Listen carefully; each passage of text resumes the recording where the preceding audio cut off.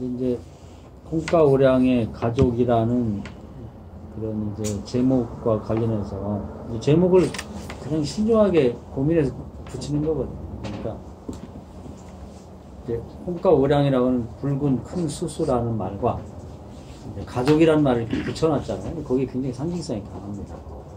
그래서 여기 보면 이쪽에 가족의 탄생에 관한 얘기라고 난 읽었어요. 가족이 없다가 여기 할머니인 따이펑리엔과 할아버지 위자노라고 하는, 그러니까 한 아름다운 여자와 아주 씩씩한 남자가 만나서 사랑을 나누고 한 가족을 이뤄가기 위해서 엄청나게 많은 이제 그 고난과 피를 흘리게 되는 거죠. 그러니까 보면은 우선 이들이 그 한 부부가 되고 가족을 이루어서 3대, 4대를 이어가기까지는 엄청나게 많은 이제 도전들이 있었어요. 일대는 이제 뭐 이들 주인공을 이제 따이펑년과 위자나오라고 친다고 그러면 그들의 아버지 대 가면은 그 따이펑년 그 친정 아버지는 노새 한 마리의 딸을 팔아먹는다.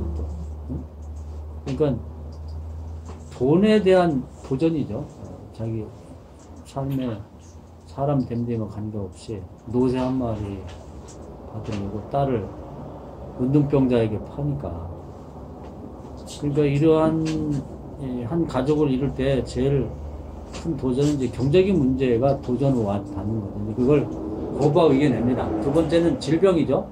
운동병이라고 하는 것에 돈을 해서 관계를 가졌더라면 돈을 걸릴 뻔했는데 그런 도전을 이겨내죠. 그것은 결국은 이제 리잔 아우라고 하는 이제 애인이 나타나서 그 문둥병자를 죽이고 둘 다 거기 다음에 여기가 죽인 거예요? 네, 네. 부자를 죽인 거야. 산신에 가서 죽였죠. 그 불질르고. 그래서 이제 그 시아버지에 해당되는 그 남편 되는 사람하고 시아버지가 다 문둥병자인데 그 질병의 도전을 물리친 거죠. 위자나오가 남편인 애인이라고 봐야지. 남편 되기 전에 애인이 나타나서 그걸 물리쳐서 방어한 거죠. 가족이 형성되기 위해서 하나가. 그 다음에 자기를 돈에 팔아먹은 친정아버지하고 관계를 끊어버렸죠. 이것은 여자가 한 거예요. 따이 펑리엔이 그렇게 한 번인 거예요.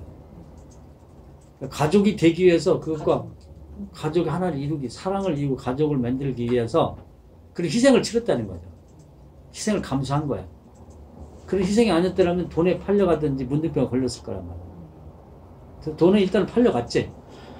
근데 그걸 이제 거부해내니까 두 사람이 비로소 만나게 된 거지. 그 다음에는 이제 또 이 가족을 하나 형성하는데 가장 큰 도전이 뭐냐면 남자에게는 여자고 여자에게는 남자가 도전이 많아요. 특히 잘난 사람들은. 남자가 잘난 건 영웅입니다. 위자나오는 영웅이잖아. 여자가 잘난 건 이쁘고 총명한 거예요. 이 여자가 보통 여자가 아니야. 그러다 보니까 남자들이 줄줄 달라요.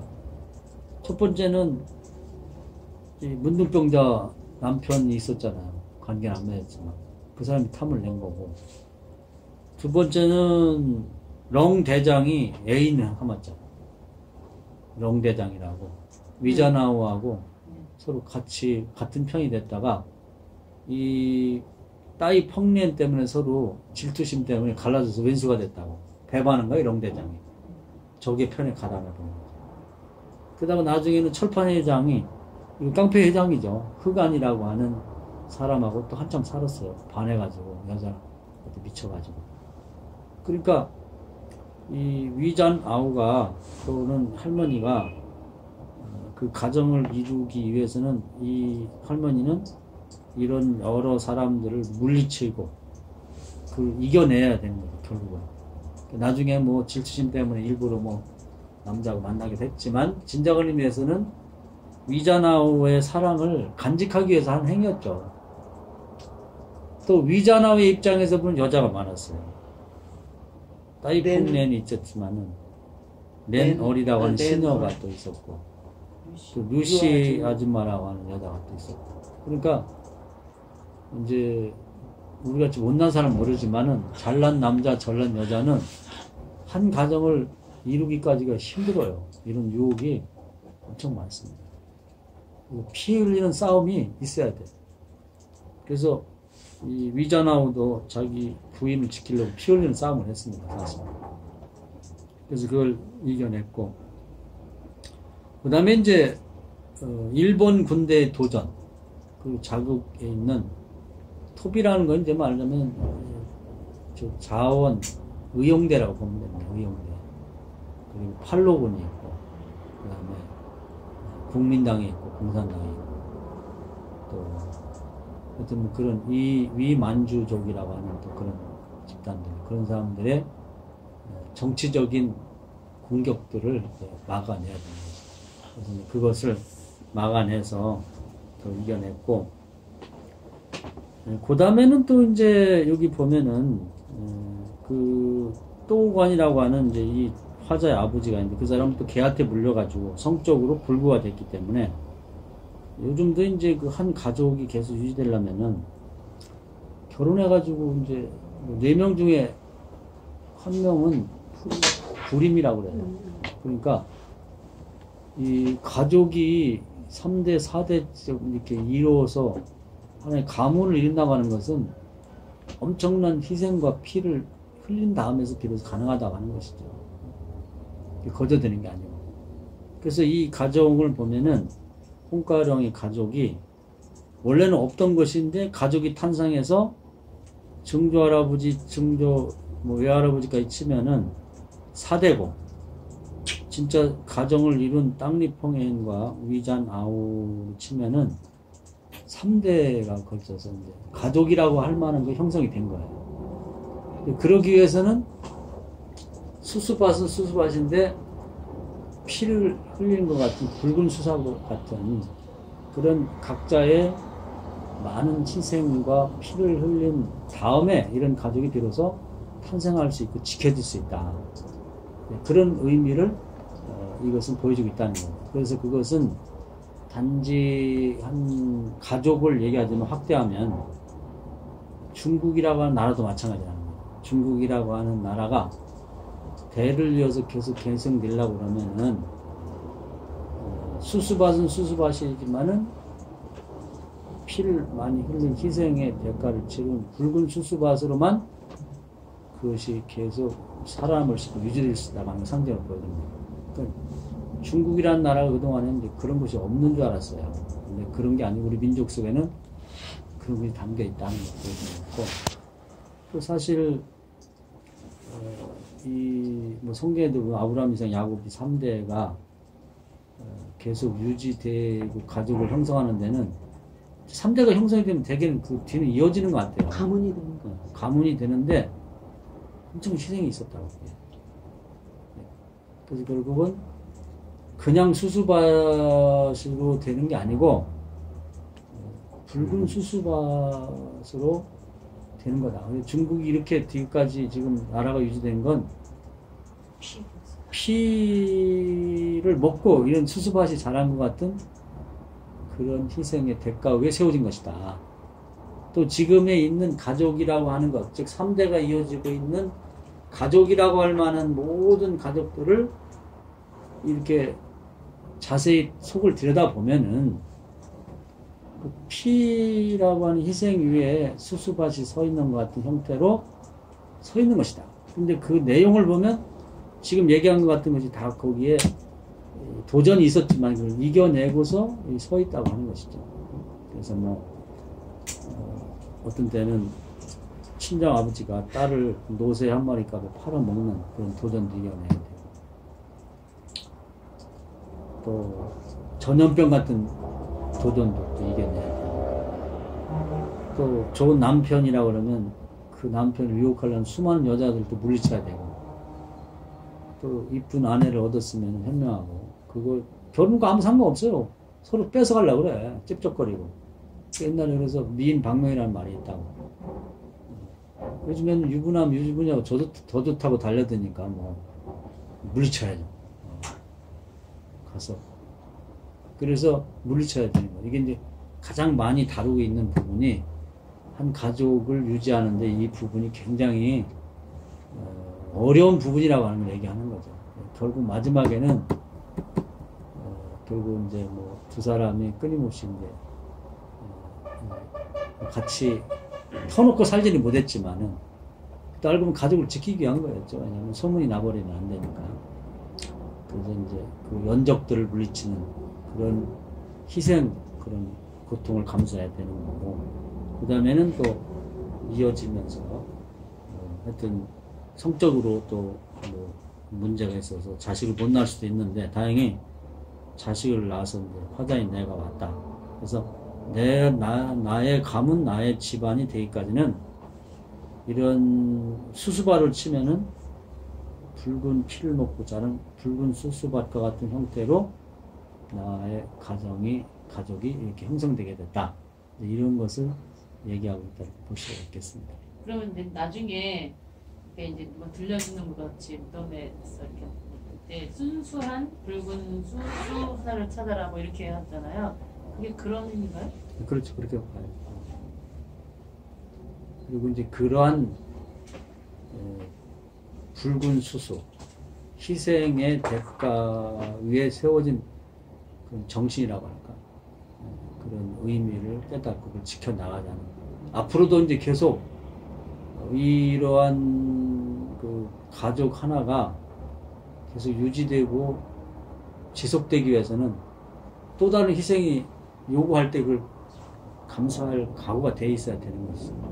그걸 갖지 않으면은 국가도 그렇고 한 가정도 그렇고 그것이 유지될 수가 없다는 거죠. 그러니까 어떤 희생이라도 감수하고 이 가정을 위한 것이라면 내가 나를 기꺼이 희생하겠다고 하는 각오가 가족들을 이론들이 갖고 있어야 되는 거예요. 국가도 그렇고. 진짜 그 요새는 그런 희생에 대해서 가치 있게 생각하지 않는 것 같아요. 오히려 왜 희생해야 돼? 왜 내가 희생해야 돼? 이런 사람들이 많아요. 누군가 날 위해서 희생해 주기를 내가 하는 게 아니라 남이 그 누가 나를 위해서 해주기를 바라지. 그런 것 같아요. 그러니까 또 요즘 아이들은 또 그런 게 있잖아요. 수수밭이만 보이지 붉은 수수밭은 모르는 거예요. 그러니까 겉에 이렇게 스파랗게 흔들리는. 예, 그것만이지 지금의 우리 대한민국도 바로 앞선 세대들의 피해 대가 위에 세워진 거잖아요. 예를 들면은 지금 경부고속도로나 경제개발이 사실은 베트남 가서 사람 죽어가지고 목숨값으로 세운 거거든요. 젊은 사람들이. 그런 거 모른다는 거지. 우리 경제도 붉은 수수밭이나 마찬가지예요. 그냥 수수가 아니라. 수수는 그냥 곡식만 따먹는 게 아닌데 그 밑에는 붉은 수수밭이라는 걸 모른다는 거지. 그리고 뭐 모든 분야가 마찬가지죠. 뭐 우리 가정도 그렇고 교회도 한국교회가 뭐 어쩌고저쩌고 하지만은 우리보다 앞선 그 목회자들이나 교인들은 엄청 고생했죠. 목에 작두를 끊어가지고 우리는 절두산이 있잖아요. 그런 희생 위에 한국교회에 세워진 붉은 수수밭이지 한국교회도. 그러니까 기독교 자체가 그렇잖아요. 순교의 피 위에 세워진 기독교고 그리스도가 희생의 대가로 우리가 곡식을 따먹는 거지. 구원받고 하는 것도 축복도. 그런 걸 이 붉은 수수밭이라고 하는 단어 하나에다가 집약한 거죠. 상징성이 굉장히 강한 거예요. 그런 의미에서 이제 그게 천재적이라고 하는 거예요. 이 사람의 중국에 대한 얘기면서 인류 보편에 대한 얘기가 되는 거예요. 종교, 기독교 얘기도 될 수가 있고 또 뭐 한 나라의 어떤 경제 발전에 대한 것도 될 수가 있는 거고 우리도 보면 뭐 지금 차관을 들여올 수가 없으니까 그 탄광에 가서 우리나라 엘리트들이 독일 탄광에서 고생하다 많이 죽었잖아요. 독일인들은 할 수 없는 덩치 큰 사람들이 익혔다 눕혔다는 간호사하고 그 희생의 대가 위에 우리나라가 수수밭 그 밑에는 붉은 걸 모르는 거죠. 그 곡식 수수 열매만 따먹는 거지. 그게 거저된 줄 알고 그게 아니다는 거죠. 그 얘기를 하는 거예요. 한 가족의 탄생 그것을 하나의 스토리로 인류 보편적인 얘기를 하고 있는 거죠. 그런 의미에서 이게 의미 확장성이 굉장히 큰 소설이고 어떻게 보냐에 따라서 뭐 여성 페미니즘적인 할머니 중심을 볼 수도 있는 거고 다양한 해석의 가능성이 있다고. 그래서 굉장히 멋진 소설이고 깊이가 있는 소설이에요. 그래서 하나의 가족의 얘기가 인류 보편적인 가치를 얘기하기 굉장히 어려워요. 근데 이 사람은 우연히 이걸 쓰게 된 거야. 얼마 며칠 안 돼요. 우연히. 1000명을 받았다고. 뒷걸음질에 개구리 박힌 거네. 그렇지. 그렇게 보이는데 되게 보면 명작은 그렇게 탄생하더라. 제가 하늘이 머리 짜내서 기운이 그러니까. 천명. 그래서 하이데크 같은 경우는 소설가를 택한다는 거야. 소설가가 소설을 택하는 게 그렇지. 아니라. 예. 존재 중심으로 보니까 음. 언어의 세계가 이런 소설이 이미 있고 그 소설이 자기가 자기의 얘기를 제일 잘 표현해 줄 만한 작가를 픽업한다는 거예요. 그래서 쓰게 만든다는 거예요. 이렇게 선택받은 사람이 이건 맞는 게 이제 종교적으로 말하면 하나님이 예언자를 뽑잖아요. 이렇게 자기 말을 제대로 얘기할 수 있는 사람. 그래서 그걸 제대로 얘기를 해야지 왜곡하면 안 되니까 그런 식으로 보는 거죠. 그래서 이 책은 굉장히 잘 쓴 책이에요. 그리고 너무 어려웠어. 어려워서 잘 쓴 것 같아요. 그러니까 많은 스토리가 있는데 거기서 이걸 찾아내야 되는 거잖아. 그 한 스토리 속에 근데 5편에 많은 얘기가 어떤 나와. 거는 이거 권선징악? 뭐 이런 식으로 큰애 빠진 이야기라도 이렇게 건질 수가 있잖아요. 얘는 그래서 뭐 어쨌다는 거야? 그러니까 좋은 소설이죠. 왜냐하면 좋은 소설은 그 의미가 깊이 배어 있어요. 그러니까 뭐 상을 탔대는데 분명히 뭐가 있어서 살 텐데 뭐라니? 그리고 이제 중국의 그 문화를 잘 소개하고 있죠. 한 이야기, 어느 산동생 한 얘기를 딱 잘라가지고. 근데 그걸 읽어보면 다 들어있어, 그 속에. 굉장한 거죠. 그게. 재미도 있고, 슬픔도 있고, 희노애락이 다 들어있는데, 그래서 이런 작가들 보면 부러워요. 우리나라도 이런 작가가 좀 있으면 좋겠다. 그런 게 있어요. 왜냐면, 외국 것만 좋아하는 게 아니라 우리나라 작가들은 단편은 그래도 잘 쓰는데 장편 예를 들면 태백산명도 보면은 이게 좀 부분이 너무 별거 아닌 것처럼 이렇게 너무 이렇게 늘려가지고 막 열 몇 권씩 쓰다 보니까 열번 이렇게. 근데 이 책은 한 페이지도 버릴 게 없어요. 그 묘사하고 한 것이 정말 정교하게 이렇게 써졌어요. 그래서 아주 훌륭한 책인. 그리고 우리 아직 그래서 노벨상이 안 나오는 거죠. 또 어떤 사람 그런 얘기 하더라. 우리 말로 소설 쓴 게 70년밖에 안 돼. 해방 이후에 쓴 거니까.